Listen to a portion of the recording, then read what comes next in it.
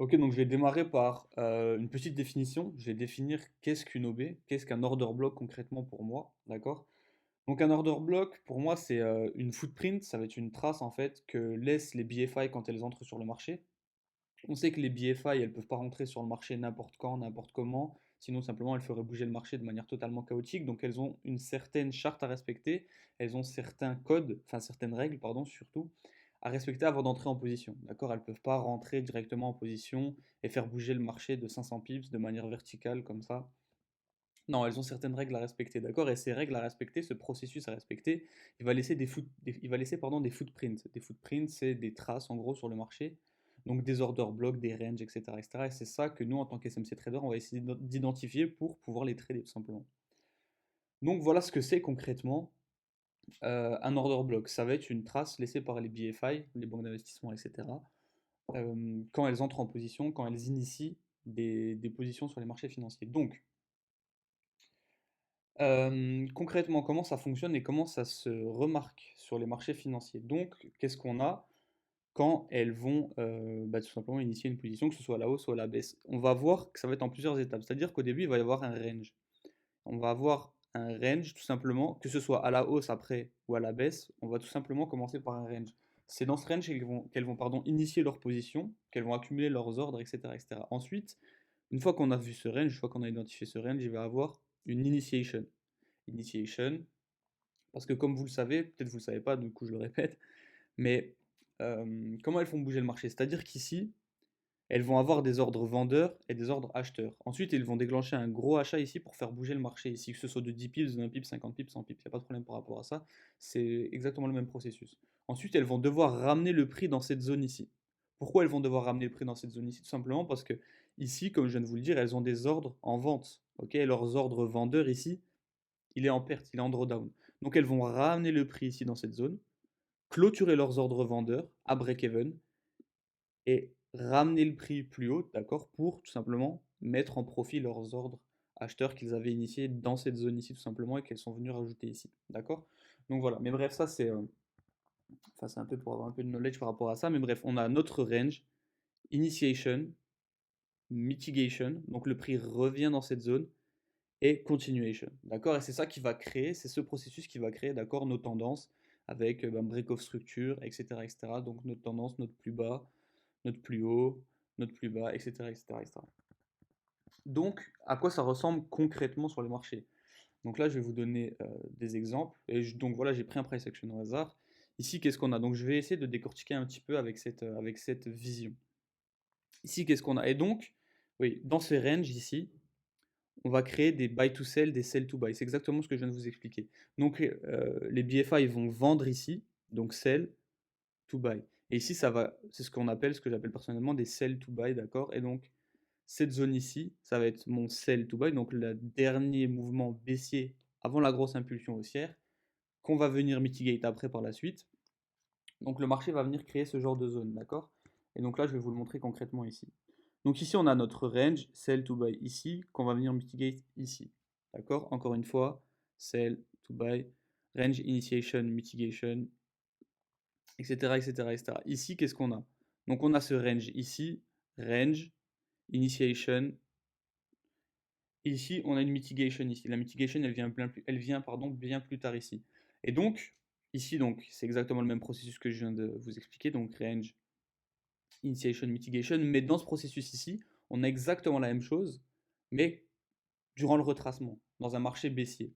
Et ici, on va le voir ici, par exemple, ici, là, on a ce range ici, le prix vient mitigate, hop, un peu plus bas, mais le prix vient mitigate l'open de ce range ici, buy to sell, on vient mitigate, on a ce range ici, initiation, mitigation, range, initiation, mitigation, range, initiation, mitigation, enfin bref, le marché bouge comme ça, tout le temps, tout le temps, tout le temps comme ça.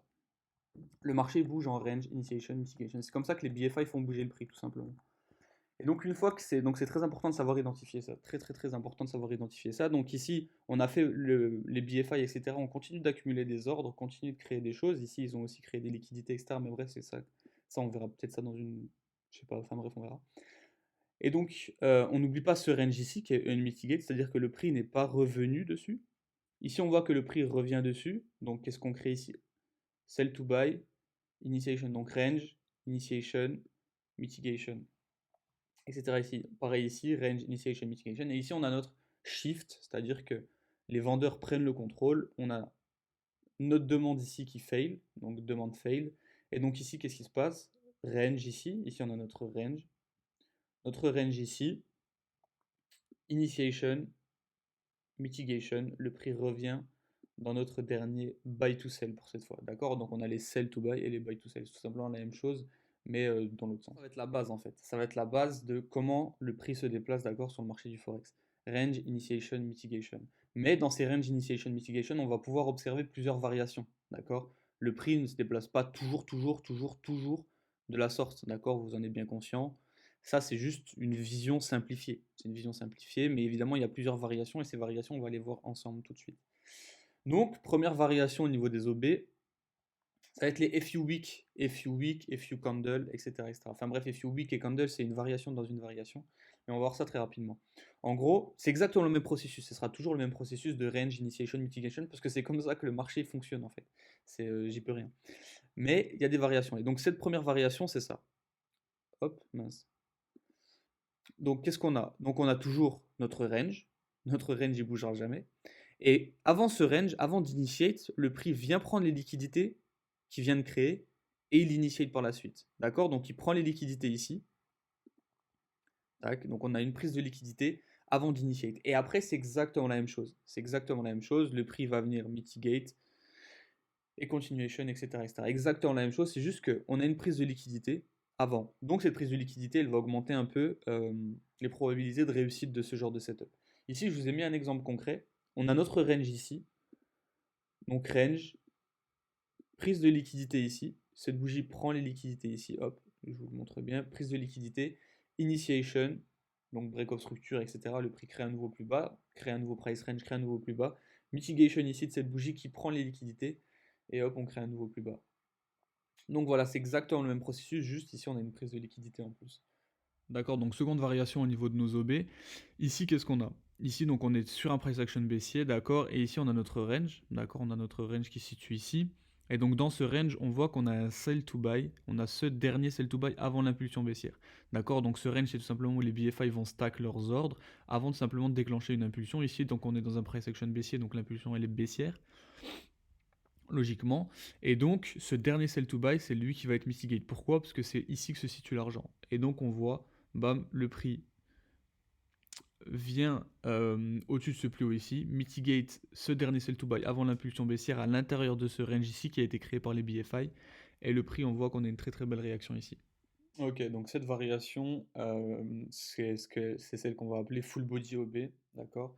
Donc les full body OB, d'accord, c'est quand le ratio core mesh il est entre 90 et 100% corps, d'accord? Donc quand il y a beaucoup plus de corps que de mèches dans une bougie. Donc comme celle-ci ici, on voit qu'elle est toute noire.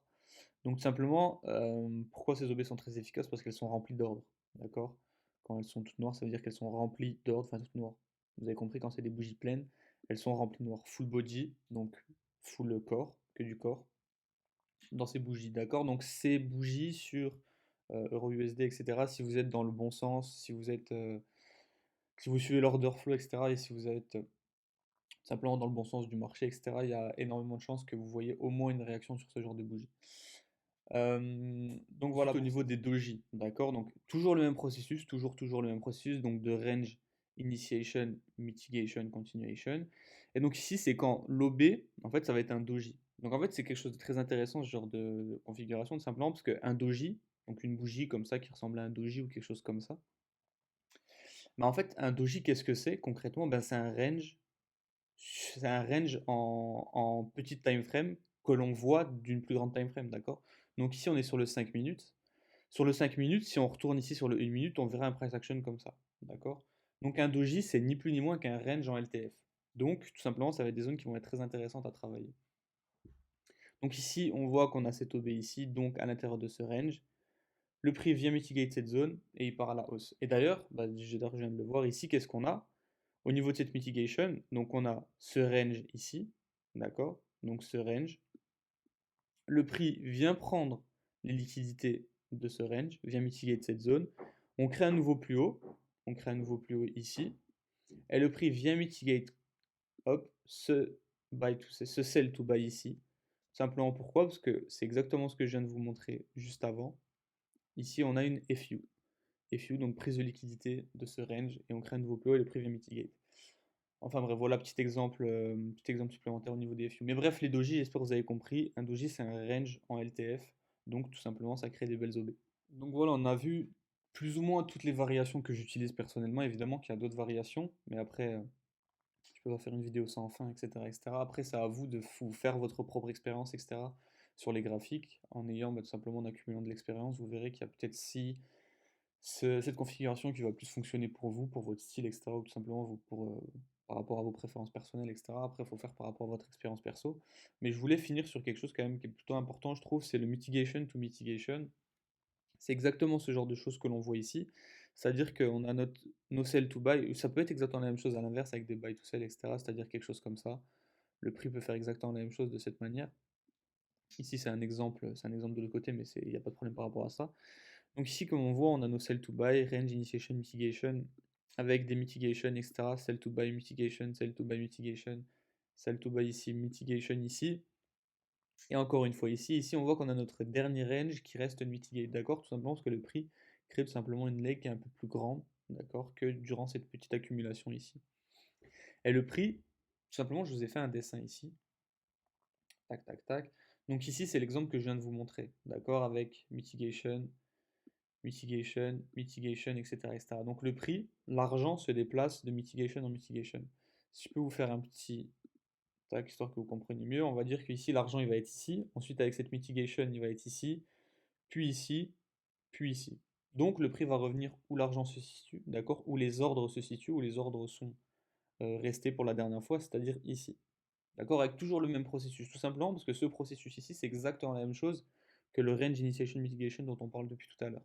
Sauf que ici, c'est de manière sideways, d'accord? Ce qu'on appelle un sideways delivery, dans le sens où les BFI, elles vont initier avec leurs ordres, mais juste que ce range ici va être tout simplement de manière sideways, c'est-à-dire il va rester comme ça, et il va pas être dans cette configuration ici, qui est une configuration, comme je vous l'ai dit, de mitigation to mitigation to mitigation, etc., etc. Donc voilà, je pense que c'était important pour moi de finir là-dessus, parce que c'est quelque chose qui est important et que vous allez remarquer souvent, vous allez souvent le voir et l'apercevoir sur vos graphiques. Donc je voulais que vous l'ayez un peu en tête et que vous l'ayez vu au moins une fois ici.